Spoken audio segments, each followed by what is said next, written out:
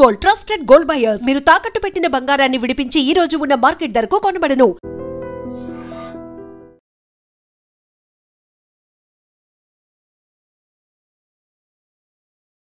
నమస్తే, welcome to I dream talking point with కవిత.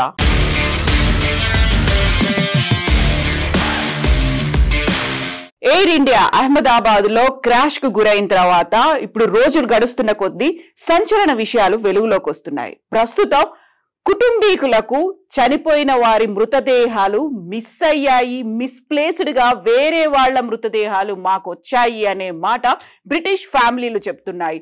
మొన్న జరిగినటువంటి ఈ ఇన్సిడెంట్ లో 272 మంది చనిపోతే అందులో 52 మంది బ్రిటిషర్లు ఉన్నారు. 40 మందికి భారతదేశంలోనే అంత్యక్రియలు జరిగితే 12 మృతదేహాలని శవపేటికల్లో పెట్టి యూకేలో ఉన్నటువంటి ఫ్యామిలీస్ కి అందిస్తే అందులో 2 ఫ్యామిలీస్ తమ కుటుంబ సభ్యులకు చెందినటువంటి మృతదేహాలు రాలేదు అనే మాట చెప్పడం ఇప్పుడు సర్వత్రా చర్చనీయాంశమైంది. యాక్చువల్ గా ఇలాంటి మిస్ప్లేస్మెంట్ ఎందుకు జరిగింది? 1700 డిగ్రీల సెల్సియస్ లో ఆ రోజు బాడీస్ అన్ని దగ్ధమైపోయాయి, కంప్లీట్ గా ఉడికిపోయాయి, కాలిపోయి గుర్తుపట్టలేని సిచ్యువేషన్ లో ఉన్నప్పుడు DNA టెస్ట్ చేయాల్సినటువంటి పరిస్థితి ఏర్పడింది.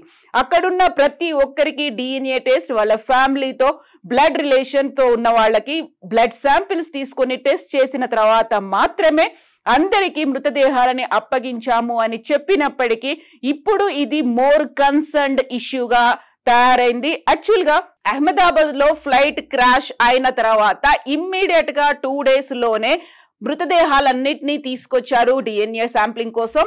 అక్కడి నుంచి యూకే నుంచి పోర్చుగల్ నుంచి కూడా రిలేటివ్స్ ని పిలిపించుకున్నారు, DNA టెస్ట్ల కోసం శాంపిల్స్ తీసుకున్నారు, బ్లడ్ శాంపిల్స్ ఇవన్నీ తీసుకున్న తర్వాత ఇమ్మీడియట్ గా DNA టెస్ట్లు అయిపోయాయి. అందరికి ఫ్యామిలీ మెంబర్స్ కి డెడ్ బాడీస్ ని అప్పగిస్తే ఇప్పుడు బ్రిటిష్ కి చెందినటువంటి 2 ఫ్యామిలీస్ ఒకటి అంత్యక్రియలు చేయడానికని శవపేటికను తెరిచి చూసిన తర్వాత అక్కడున్నటువంటి మెడికల్ డాక్టర్ ఎగ్జామిన్ చేస్తే అది వాళ్ళ ఫ్యామిలీ మెంబర్ది కాదని తెలిసిందని ఇంకొక ఫ్యామిలీ కూడా శవపేటికను ఓపెన్ చేసిన తర్వాత 2 శరీర భాగాలకి సంబంధించి ఇద్దరికి సంబంధించినటువంటి శరీర భాగాలు అందులో ఉన్నాయి. ఒక పర్సన్ వి మాత్రం కాదు, 2 పర్సన్స్ కి చెందినటువంటి శరీర భాగాలు మా ఇంటికి వచ్చాయి అనే మాటతో వాళ్ళు 2 ఫ్యామిలీస్ ఆ ఇద్దరికి ఖననం జరపలేదు, అంత్యక్రియలు జరపలేదు అనే మాట కీస్టోన్ లా ఫర్మ్ అడ్వకేట్స్ భారతదేశానికి విన్నవించారు. యాక్చువల్ గా ఇక్కడ ఏదో జరిగింది, మిస్ప్లేస్మెంట్ అయింది,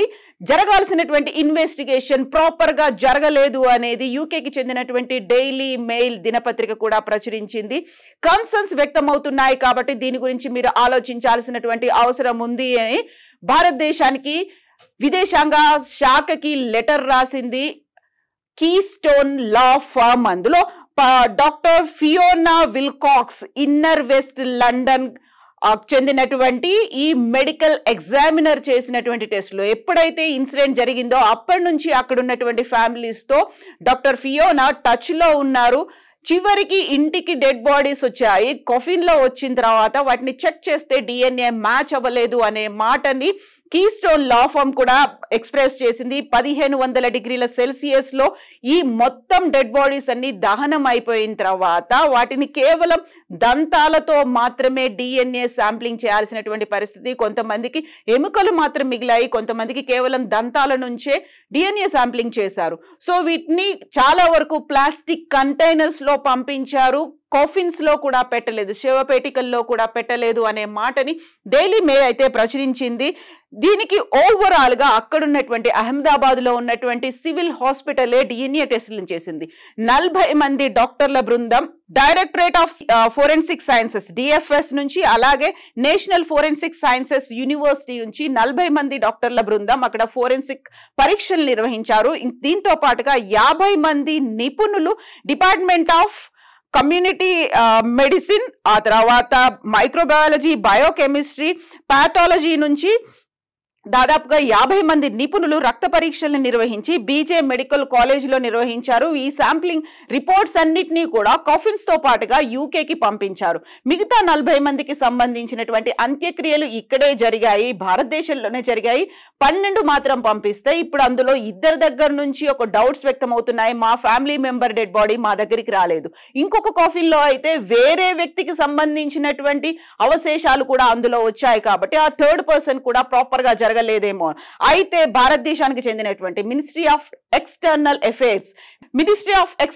అఫైర్స్ కి చెందినటువంటి స్పోక్స్ పర్సన్ రణ్ధీర్ జైస్వాల్ మాత్రం డిగ్నిటీని మెయింటైన్ చేశాము, కావాల్సినటువంటి ప్రోటోకాల్స్ అన్నిటినీ పాటించాము మేము. యాక్చువల్ గా ఎయిర్ ఇండియాకి ఇది సంబంధం లేదు. దీన్ని కంప్లీట్ గా అహ్మదాబాద్ సివిల్ హాస్పిటల్ ఆధ్వర్యంలోనే ఫోరెన్సిక్ పరీక్షలు అనేవి జరిగాయని చెప్పినప్పటికీ కెన్సన్ ఇంటర్నేషనల్ ఎమర్జెన్సీ సర్వీసెస్ కి చెందినటువంటి సర్వీసెస్ ని అహ్మదాబాద్ సివిల్ హాస్పిటల్ యూజ్ చేసుకుంది. వీటన్నిటిని ప్రాపర్ గా వాటిని ప్యాక్ చేసి ఎక్స్పోర్ట్ చేసి వాళ్ళకి ఫ్యామిలీస్ కి అందించడానికి ఈ ఇంటర్నేషనల్ సర్వీసెస్ ఏజెన్సీని యూజ్ చేసుకున్నాము అని రణ్ధీర్ అయితే చెప్తున్నారు. యాక్చువల్ గా ఈ డైలీ మెయిల్ ఈ కథనాన్ని ప్రచురించిన తర్వాత ఇప్పుడు బోల్డ్ అన్ని డౌట్స్ వస్తున్నాయి.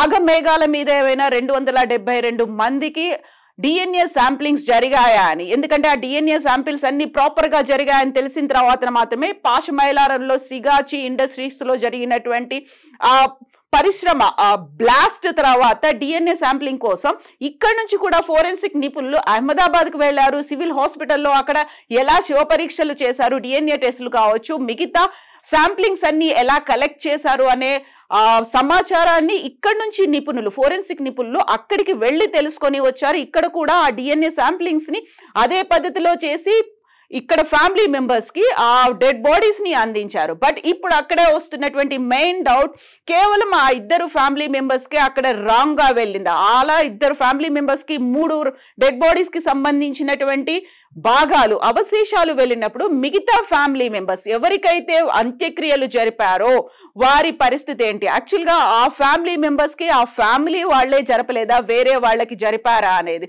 సో దీనికి ప్రధానమైనటువంటి కారణం అక్కడ జరిగినటువంటి శివ పరీక్షలు, మెడికల్ ఇన్వెస్టిగేషన్ అనేది అక్కడ కూడా జరిగింది. దానికి సంబంధించి ఇన్నర్ వెస్ట్ లండన్ లో ఉన్నటువంటి మెడికల్ డాక్టర్ చేసినటువంటి పరీక్షల్లో వెల్లడైనటువంటి విషయాలు.